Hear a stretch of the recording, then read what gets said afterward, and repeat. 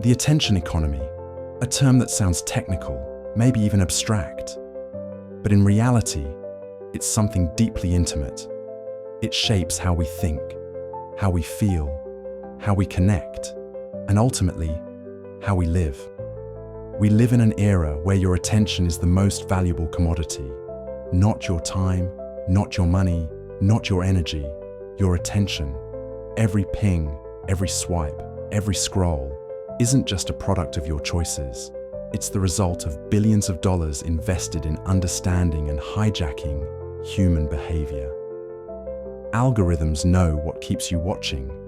Platforms know what triggers your curiosity. Marketers know what makes you click.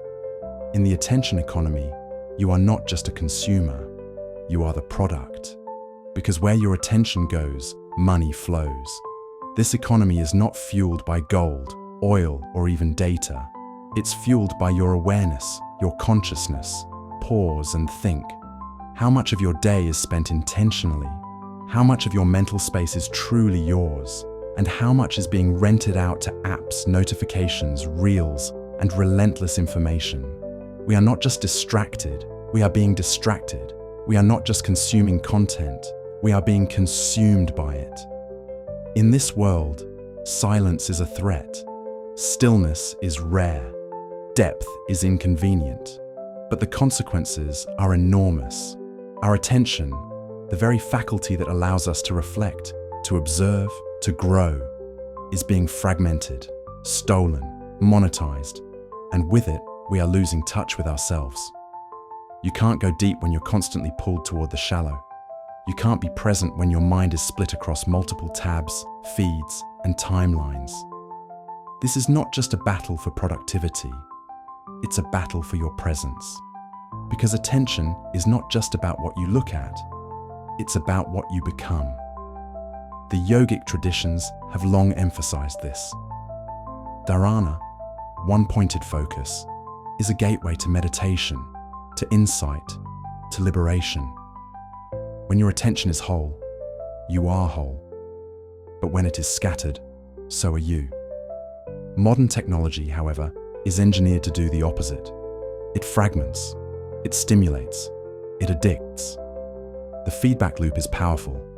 Dopamine hits from likes, views, and messages create a craving for more. More content, more reaction, more noise. And yet, with all this more, we often feel less.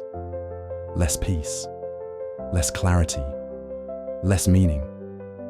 We chase stimulation but lose depth.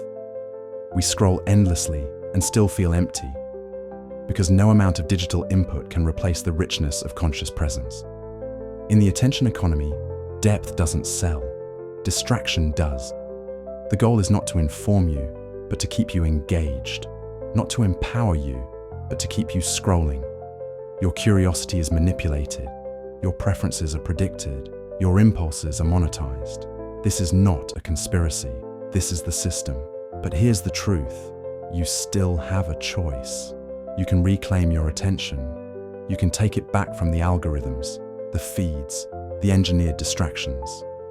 You can redirect it towards silence, toward reflection, towards something real. Because attention is sacred. It is your inner currency. It is the lens through which you experience life. Where your attention goes, your energy flows. And where your energy flows, your life is shaped. So ask yourself, who owns your attention?